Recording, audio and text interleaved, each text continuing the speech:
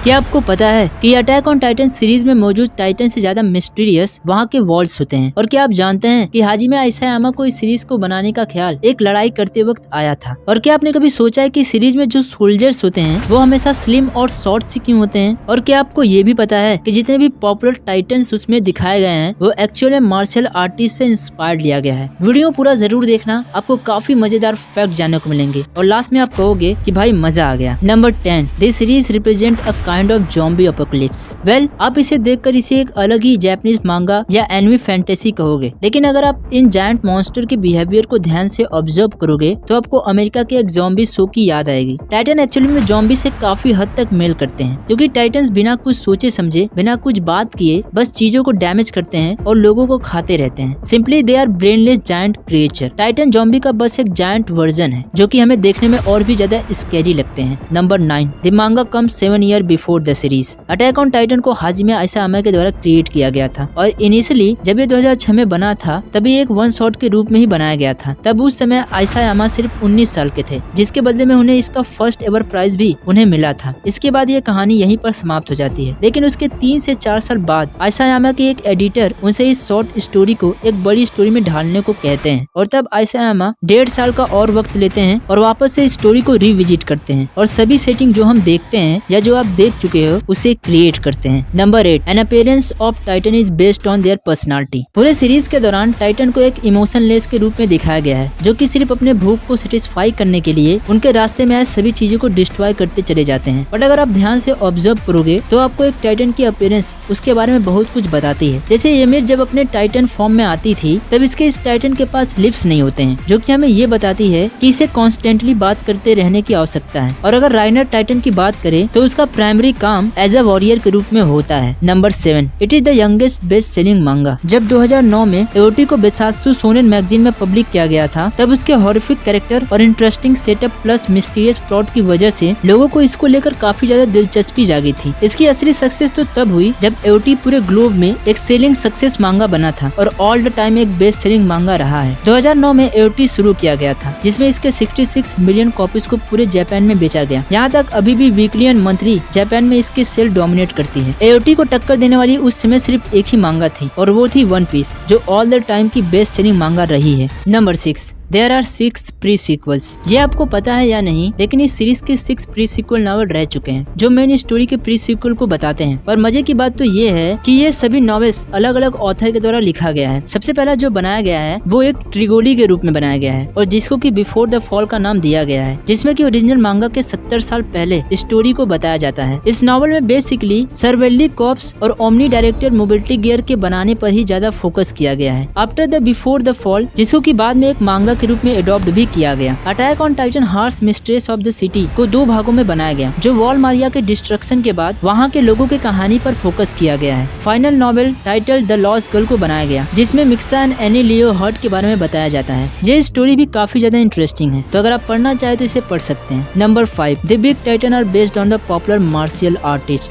जब हम कोलोसियल टाइटन या फिर आर्मर्ड टाइटन को देखते हैं तब वो काफी मस्कुलर, ब्रूटल एंड बहुत बड़े साइज के टाइटन देखने को मिलते हैं, जो कि काफी ज्यादा स्कैरी भी होते हैं अदर टाइटन से। तो आखिर क्रिएटर हाजिमे आइसायामा को इस ह्यूज टाइटन को बनाने का ख्याल आखिर आया कहाँ से? क्योंकि जैसा कि मैंने आपको बताया कि ये सभी टाइटन अपने आप में ही एक यूनिक टाइटन है। जैसे कि आर्मर्ड टाइटन, जिसके पूरे बॉडी के चारों तरफ एक आर्मर्ड प्लेट लगी होती है, जिसकी वजह से सोल्जर्स के वेपन उस पर काम नहीं करते हैं। हाँ, कुछ पार्टिकुलर एरिया को छोड़कर, जैसे घुटने के ज्वाइंट पर, जहाँ वॉर करने पर उसे चोट लगती है। खैर, तो हाजिमे आइसायामा से पूछने पर ये पता चला कि आर्मर्ड टाइटन को बहुत बड़े popular and professional wrestler Brock Lesnar से इंस्पायर्ड लिया गया है। अगर आप इन्हें नहीं जानते तो एक one of the most WWE brutal wrestler माने जाते हैं और MMA यानी मिक्स मार्शल आर्ट में भी इनका एक इम्प्रेसिव जॉब रहा है। दूसरी तरफ अगर एरन येगर के टाइटन की बात करें तो उसको भी MMA के एक फाइटर ओशिन ओकामी से इंस्पायर्ड लिया गया है। Number 4, the reason heroes are slim and short. अगर आपने नोटिस किया होगा तो किया होगा कि जो मेन कैरेक्टर होते हैं जो टाइटन से लड़ने के लिए सोल्जर भर्ती किए गए थे, वो सब अधिकतर स्लिम और शॉर्ट होते हैं। पर ऐसा क्यों? नहीं, मतलब स्ट्रॉन्ग तो होते ही हैं, लेकिन एक और रीजन रीजन है कि टाइटन को मारने के लिए उन्हें उड़ना भी पड़ता है, या फिर हम कहें कि इस जॉब में उड़ना, कूदना, छलांग लगाना ये सब ज्यादा होता है। इसलिए एक lighter, shorter and strong body को ही भर्ती किया जाता है। इसलिए तो ट्रेनिंग के दौरान इतने सारे कठिन टास्क को पूरा करके ही आप उसमें भर्ती हो सकते हो। Number 3, Eren Yeager is based on every bullet kid ever. Isayama जब इस कहानी को क्रिएट कर रहे थे तब उन्होंने बताया कि एओटी को उन्होंने अपने बचपन में हुए स्कूल बुलेट किड से स्टोरी के कैरेक्टर को बनाया है। जैसे एरन को उन्होंने एक स्मार्ट किड के रूप में सोचकर उसे बनाया है, जैसे बहुत सारे बुलेट बच्चे एरन को परेशान कर रहे हो, और जैसा कि हमें सीरीज में भी देखने को मिलता है। Number 2, the creator was inspired from the altercation. अब ये कहानी काफी ज्यादा इंटरेस्टिंग है। क्या होता है ना कि कोई ना कोई स्टोरी कहीं ना कहीं से जरूर इंस्पायर्ड होती है, या फिर कहीं पर उसका आइडिया कुछ न कुछ करते करते दिमाग में आ ही जाता है। बिल्कुल इसी प्रकार से हमारे एओटी के राइटर के साथ हुआ। जब राइटर एओटी पर काम कर रहे थे तब उस समय वो एक इंटरनेट कैफे में भी काम करते थे। तब एक ऐसा टाइम आया था जब एक कस्टमर ने उन्हें काफी ज्यादा इरिटेट किया था और दोनों में लड़ाई भी हो जाती थी, और जिसमें कस्टमर ने तो आइसायामा की कॉलर भी पकड़ लिया था, लेकिन उन्होंने उसे कुछ भी नहीं किया था। देखो, इस लड़ाई में उसमें भले ही उस कैफे के मालिक ने उन्हें डांटा होगा या फिर कैफे से बाहर निकाल दिया होगा, लेकिन इसी लड़ाई की वजह से आइसायामा को एनिमी आपस में और ह्यूमन के साथ बात नहीं कर पाए। ये आइडिया यहीं से आया था। मतलब देख पा रहे हो, लड़ाई भी कभी कभी हिस्ट्री क्रिएट करती है। Oh I am sorry, I mean हमेशा करती है।